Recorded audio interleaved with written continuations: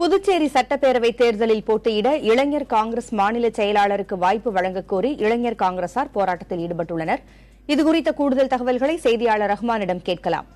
ரஹ்மான், புதுச்சேரியில் காங்கிரஸ் வேட்பாளர் பட்டியல் இன்னும் வெளியிடப்படவில்லை. இந்த நிலையில் இந்த போராட்டம் நடத்துவதற்கு என்ன காரணம்?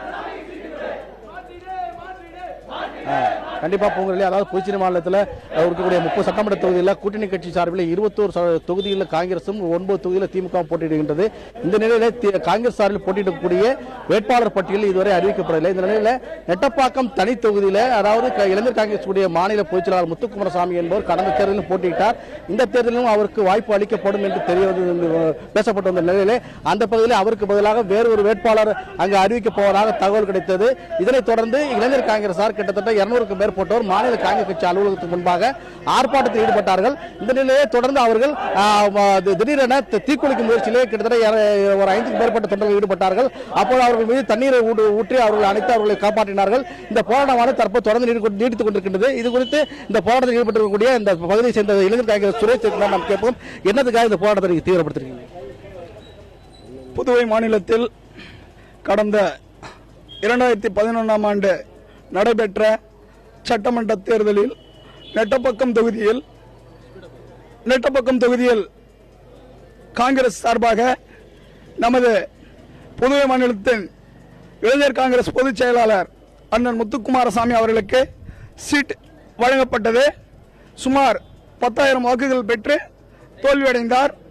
தோல்வியடைந்த போதிலும் கடந்த 5 வருடமாக அவரது ஆசிரியர் பணியை கூட ராஜினாமா செய்துவிட்டு மாணவிகளுக்கும் கல்வி உதவித்தொகை, நெசவாளர், மீன்பிடி தொழிலாளர், விவசாய பெருமக்கள், மேலும் நமது நிறுவனத்தில் பணிபுரியும் அனைத்து இளைஞர்களுக்குமே சமூக சேவை செய்து கொண்டு வந்தார். மக்கள் துன்பம், அதாவது இதுவரைக்கும் வேட்பாளர் பட்டியல் இதுவரைக்கும் அறிவிக்கல.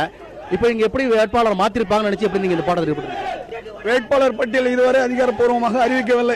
இருந்தாலும் நேற்று நாங்கள் எங்கள் தொகுதியிலிருந்து 1000 நபர்கள் ஒன்று கூடி கட்சி அலுவலகத்திற்கு வந்தோம். கட்சி அலுவலகத்தில் ஃபேக்ஸ் மூலமா தகவல் கிடைத்து விட்டது. நமது நெட்டப்பாக்கம் தொகுதி ஒரு மகளிருக்கு ஒதுக்கப்பட்டுள்ளது என்றுதான் தெரிவித்துள்ளார்கள். அந்த மகளிர் கூட அவரது கணவருக்கு சிபிஐ விசாரணை மேல் வழக்கு தொடரப்பட்டுள்ளது.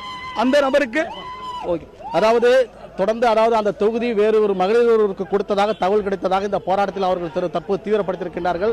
தொடர்ந்து காங்கிரஸ் கட்சி அலுவலகத்துடைய முகப்பிலே அவர்கள் கிட்டத்தட்ட 100க்கும் மேற்பட்ட தொண்டர்கள் அங்கு அமர்ந்திருக்கிறார்கள்.